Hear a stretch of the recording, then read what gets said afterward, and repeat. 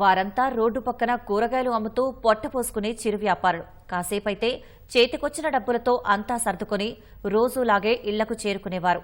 అంతలోనే విధి వక్రీకరించింది. మృత్యువు రూపంలో దూసుకొచ్చిన లారీ వారిని పొట్టన పెట్టుకుంది. రంగారెడ్డి జిల్లా చేవెళ్ల మండలం ఆలూరు స్టేజ్ దగ్గర నిన్న సాయంత్రం జరిగిన ఘోర రోడ్డు ప్రమాదం చిరు వ్యాపారుల బతుకులు చిన్నాభిన్నం చేసింది. వారి కుటుంబాల్లో అంతులేని విషాదాన్ని నింపింది. రంగారెడ్డి జిల్లా చేవెళ్ల మండలం ఆలూరు స్టేజ్ దగ్గర రోడ్డు పక్కన స్థానికులు కూరగాయలు విక్రయిస్తుంటారు. ఎప్పట్లాగే సోమవారం సాయంత్రం అంగడి సాగుతోంది. కూరగాయల వ్యాపారులు కొనుగోలుదారులతో ఆ ప్రాంతం రద్దీగా ఉంది. ఈ సమయంలో హైదరాబాద్ నుంచి వికారాబాద్ వైపు వెళుతున్న లారీ ఆలూరు స్టేజీ వద్ద నిలిపి ఉన్న ఆర్టీసీ బస్సును వేగంగా దాటేందుకు యత్నించింది. అదే సమయంలో ఎదురుగా ఓ కారు రావడంతో దాన్ని తప్పించే క్రమంలో లారీ డ్రైవర్ అమీర్ వాహనాన్ని పూర్తిగా కుడివైపునకు తిప్పాడు. దీంతో వాహనం పూర్తిగా అదుపు తప్పి ఒక్కసారిగా రోడ్డు పక్కనే కూరగాయలమ్ముతున్న వారి మీదకు దూసుకెళ్లింది. ఒకరి తరువాత ఒకరిని తొక్కుకుంటూ వెళ్లి సమీపంలో ఉన్న ఓ చెట్టును ఢీకొని ఆగిపోయింది. అక్కడున్న వారు గమనించేలోపే జరగరాని ఘోరం జరిగిపోయింది.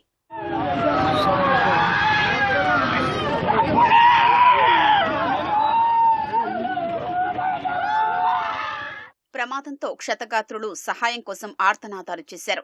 ఈ ప్రమాదంలో చేవెళ్ల మండలం ఆలూరు గ్రామానికి చెందిన నక్కలపల్లి రాములు, దామరగిద్ద కృష్ణ, నాంచేరి గ్రామానికి చెందిన శ్యామల, సుజాత అక్కడికక్కడే దుర్మరణం పాలయ్యారు. టోలీ చౌకీకి చెందిన జమీల్ చేవెళ్ల ఆసుపత్రిలో చికిత్స పొందుతూ మరణించారు. మరో 5గురికి తీవ్ర గాయాలయ్యాయి. వీరిలో జమీల్ అనే యువకుడు కూరగాయలు కొనేందుకు వచ్చి మృతి చెందాడని పోలీసులు తెలిపారు. ప్రమాదంలో గాయపడిన వారిని పట్నం మహేందర్ రెడ్డి బోధనాసుపత్రికి తరలించారు. ఈ దుర్ఘటనకు కారణమైన లారీ డ్రైవర్ తీవ్రంగా గాయపడ్డాడు. ప్రమాదంలో లారీ క్యాబిన్ ధ్వంసమై అందులో చిక్కుకుపోయాడు. అతన్ని బయటకు తీయడానికి దాదాపు గంటకు పైగా శ్రమించాల్సొచ్చింది. అనంతరం 108 వాహనంలో అతన్ని నగరంలోని ఉస్మానియా ఆసుపత్రికి తరలించారు. ఈ దుర్ఘటనపై ముఖ్యమంత్రి రేవంత్ రెడ్డి తీవ్ర దిగ్భ్రాంతి వ్యక్తం చేశారు. క్షతగాత్రులకు మెరుగైన వైద్యం అందించాలని అధికారుల్ని ఆదేశించారు. ప్రమాద స్థలాన్ని మాజీ మంత్రి సబితా ఇంద్రారెడ్డి పరిశీలించారు. ఘటనకు ప్రభుత్వమే పూర్తి బాధ్యత వహించాలని డిమాండ్ చేశారు.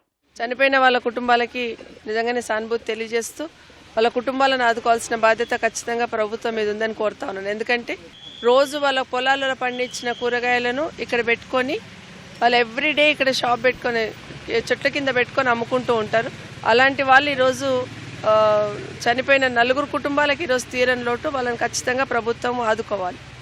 అదొక ఇష్యూ. అయితే నిన్ననే ఇక్కడే దామరగిద్ద దగ్గర ఒక యాక్సిడెంట్ అయింది. 2 వైఫ్ అండ్ హస్బెండ్ ఇదే యాక్సిడెంట్లో చనిపోయారు. ఇప్పటికైనా ప్రభుత్వం, ఎందుకంటే ఇప్పటికే ఈ రోడ్డు నేషనల్ హైవే వాళ్ళు టేక్ ఓవర్ చేశారు, చొరవ తీసుకోమని కోరుతాను. హైదరాబాద్ బీజాపూర్ రోడ్డు ప్రమాదాలకు అడ్డాగా మారిందంటూ స్థానికులు ఆగ్రహం వ్యక్తం చేశారు. వందల ప్రాణాలు గాల్లో కలుస్తున్నా రోడ్డు విస్తరణకు నోచుకోవడం లేదన్నారు. మన్నెగూడ నుంచి అప్పకోడెల వరకు 290 గుంతలు, 66 మూలమలుపులు, 19 డేంజరస్ స్పాట్లు ఉన్నట్లు గుర్తించారు. ఈ రహదారిపై 2022లో 172 ప్రమాదాలు జరగ్గా 47 మంది మృతి చెందారు. 2023లో 101 ప్రమాదాలు జరగ్గా 55 మంది అసువులు బాశారు.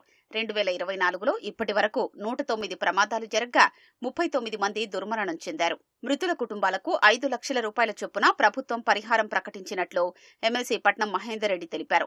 చేవెళ్ల ఎమ్మెల్యేతో కలిసి ఆయన క్షతగాత్రుల్ని పరామర్శించారు. ఘటన గురించి ముఖ్యమంత్రి దృష్టికి తీసుకెళ్లి మరింత పరిహారం అందించే ప్రయత్నం చేస్తానని హామీ ఇచ్చారు.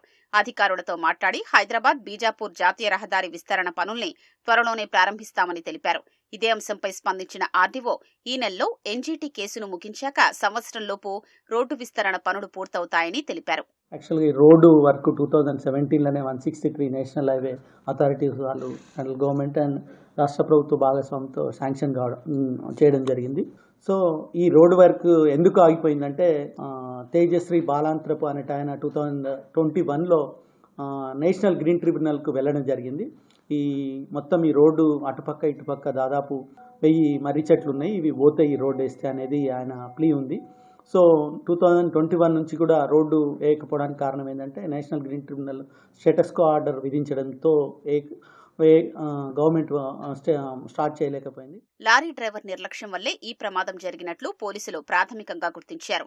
మితిమీరిన వేగంతో వెళుతున్న లారీ ఎదురుగా వస్తున్న వాహనాన్ని తప్పించబోయే క్రమంలోనే ఈ దారుణం జరిగినట్లు భావిస్తున్నారు. కాసేపట్లో ఇంటికి వెళ్లి తమ వారితో సంతోషంగా గడపాల్సిన వారు తిరిగి రాని లోకాలకు వెళ్లడంతో బాధిత కుటుంబ సభ్యులు కన్నీరు మున్నీరుగా విలపిస్తున్నారు. బాధిత కుటుంబాల్ని ప్రభుత్వం అన్ని విధాలుగా ఆదుకోవాలని విజ్ఞప్తి చేస్తున్నారు.